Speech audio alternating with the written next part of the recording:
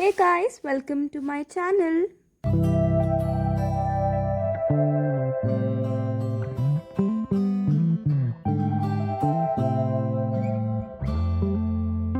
And today we are going to study about the Hindi Vyakran topic, that is वाक्य and रचना के आधार पर वाक्य भेद from class 9th and 10th.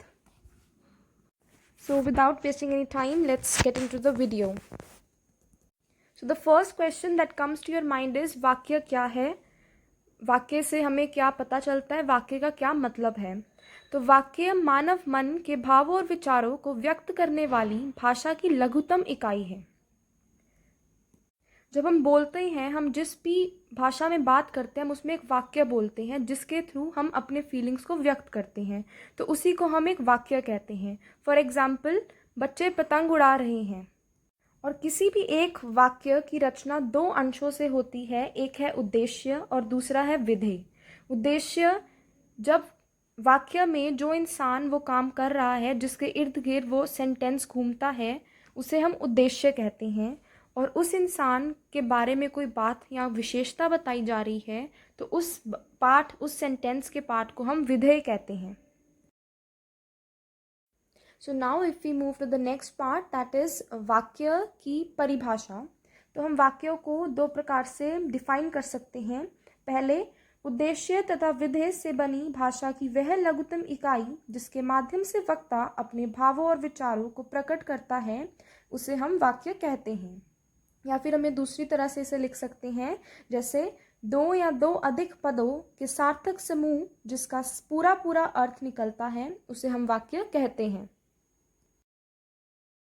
तो अब हम पढ़ेंगे वाक्य के भेदों के बारे में। तो रचना की दृष्टि से, रचना के आधार पर वाक्य के तीन भेद हैं।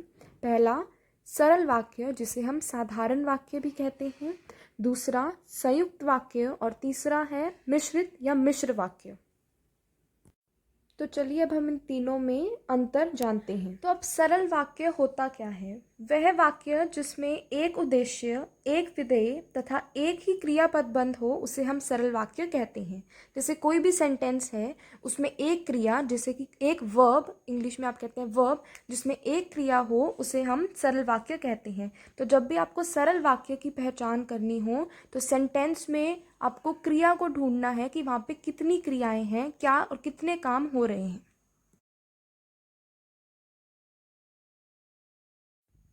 जैसे कि अगर हम एक उदाहरण लें, सब लोग घर चले गए, तो इसमें क्रिया क्या है? चले गए। और इस सेंटेंस में सिर्फ एक ही क्रिया है जो कि है चले गए, तो इससे हम कह सकते हैं कि ये एक सरल वाक्य है, सब लोग घर चले गए। दूसरा, जैसे शादी मत करना, तो इसमें मत करना सिर्फ एक ही वर्ब है, एक ही क्रिया है, तो ये भी एक सरल वाक्य हुआ। सो जो अब नेक्स्ट भेद है वाक्य का, वो है संयुक्त वाक्य। तो हम इनकी पहचान कैसे करते हैं? पहली बात तो ये कि मिश्र वाक्य और संयुक्त वाक्य दोनों में ही दो या दो से अधिक क्रियाएं होती हैं। जैसे कि हमने देखा कि सरल में सिर्फ एक क्रिया होती है, परंतु संयुक्त वाक्यों में दो या दो से अधिक, और मिश्र में भी दो या दो से अधिक क्रियाएं होती हैं। तो अब संयुक्त और मिश्रित वाक्यों में अंतर क्या हुआ? हम अंतर ऐसे देखते हैं कि संयुक्त और मिश्रित, जो संयुक्त वाक्य है वो दो सरल वाक्यों को जोड़कर बनता है। जब दो सरल वाक्य जुड़ते हैं तो वो एक संयुक्त वाक्य बनाते हैं। और संयुक्त वाक्य में जो दो अलग अलग सेंटेंस हैं, वो एक दूसरे पर डिपेंड नहीं करते, वो इंडिपेंडेंट हैं और उनका एक अलग मीनिंग निकलता है। और सेकंड पॉइंट, जब भी ये दो वाक्य, अलग अलग सरल वाक्य मिलते हैं, तो इनके बीच में कोई भी एक अव्यय लगता है। वो अव्यय इन दो सेंटेंसेस को जोड़ता है। और ऐसे ही कुछ अव्यय जिन्हें देख के आप संयुक्त वाक्यों की पहचान कर सकते हैं, उनमें से कुछ हैं और, एवं, या, अथवा, नहीं तो, इसलिए, कि, अतः, पर, परंतु, किंतु, लेकिन, वरना, मगर, या आदि। तो संयुक्त वाक्य के यहाँ पर कुछ उदाहरण हैं। तो सबसे पहला है, आप चुप रहिए और अपना काम कीजिए। तो इसमें और अव्यय लग गया, तो हम इससे कह सकते हैं कि एक संयुक्त वाक्य है। और दूसरी चीज़ इसमें क्या है, आप चुप रहिए और अपना काम कीजिए, ये दोनों ही सेंटेंसेस अपना मीनिंग रखते हैं, इंडिपेंडेंट मीनिंग रखते हैं। जैसे आप चुप रहिए और दूसरा सेंटेंस है आप अपना काम कीजिए। Now if we move on to the next example, it is ठीक से बात करो नहीं तो चले जाओ। तो इसमें भी नहीं तो लगा है, तो ये एक अव्यय है जो कि हमें बताता है कि ये जो सेंटेंस है ये एक संयुक्त वाक्य है। इसमें ठीक से बात करो ये एक सरल वाक्य है और चले जाओ ये भी एक सरल वाक्य है, दोनों का इंडिपेंडेंट मीनिंग निकलता है। नेक्स्ट एग्जाम्पल है वह बीमार है पर अभी भी काम करती रहती है। पर लग गया तो इससे ये क्या बन गया, एक संयुक्त वाक्य। जैसे वह बीमार है, इसका एक अलग मीनिंग निकल रहा है, और अभी भी काम करती है, तो वह अभी भी काम करती है और वह बीमार है, तो ये दोनों इंडिपेंडेंट सेंटेंस हैं, इनके अलग मीनिंग्स निकलते हैं।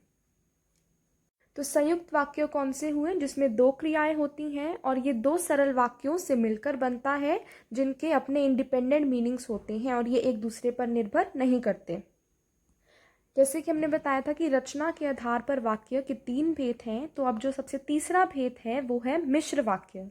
तो मिश्र वाक्य और संयुक्त वाक्य में एक सिमिलैरिटी है कि दोनों ही दो या फिर दो से अधिक क्रियाओं से बना है, पर मिश्र वाक्य में जो एक सेंटेंस है वो दूसरे वाक्य पर आश्रित रहता है, उस पर डिपेंड करता है।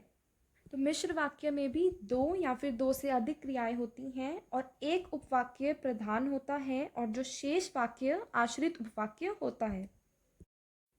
दो या दो से अधिक उपवाक्यों को जोड़ने के लिए हम कुछ अव्यय शब्दों का इस्तेमाल करते हैं, जैसे कि, जो, जहाँ वहाँ, जब तब, यदि तो, ज्यों, ताकि, क्योंकि आदि।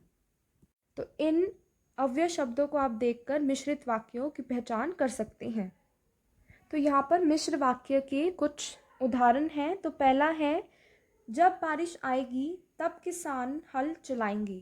तो इसमें जब और तब आ गया, तो आप यह पहचान कर सकते हैं कि यहाँ पर कौन सा भेद है। तो यह है मिश्र वाक्य। इस वाक्य में किसान हल चलाएंगे ये एक इंडिपेंडेंट सेंटेंस है जिसका पूरा पूरा अर्थ निकल रहा है, परंतु जब बारिश आएगी ये एक आश्रित वाक्य है जो कि किसान हल चलाएंगे पर डिपेंड करता है, उस पर आश्रित होता है। ऐसे ही दूसरा उदाहरण है वह लड़का मिला था जो नौकरी मांगने आया था। इसमें दोनों ही उपवाक्य जो हैं ये एक उपवाक्य दूसरे पर डिपेंड करता है और ये इसमें जो अव्यय लगा है। तीसरा सेंटेंस है उसने कहा था कि उसके आने के बाद गिफ्ट खोलना। इसमें की अव्यय लगा है और जो ये सेंटेंस है इसका पार्ट है उसने कहा था। इसका कोई भी अपने आप में अर्थ नहीं निकलता, ये दूसरे सेंटेंस पर आश्रित है। जो दूसरा सेंटेंस है वो है उसके आने के बाद गिफ्ट खोलना। जो मिश्र वाक्य हैं वो भी फर्दर 3 टाइप्स के हैं, तो उन्हें हम बोलते हैं उपवाक्य। तो ये उपवाक्य 3 प्रकार के हैं।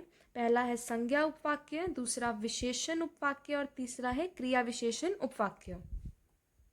तो आइए चलिए अब हम जानते हैं कि इन तीनों में क्या अंतर है तथा इनकी पहचान कैसे करते हैं। संज्ञा उपवाक्य में हम क्या शब्द से प्रश्न करते हैं और विशेषण उपवाक्य में हम कौन सी या कौन सा से प्रश्न करते हैं।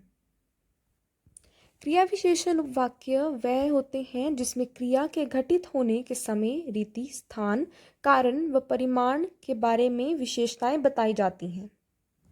संज्ञा उपवाक्य की पहचान करने के लिए यह चीज़ भी देखी जा सकती है कि उन वाक्यों में की अव्यय शब्द का प्रयोग किया जाता है, जबकि विशेषण उपवाक्य वाले शब्दों में जो, जिसे, जिसने, जैसे शब्दों का प्रयोग किया जाता है।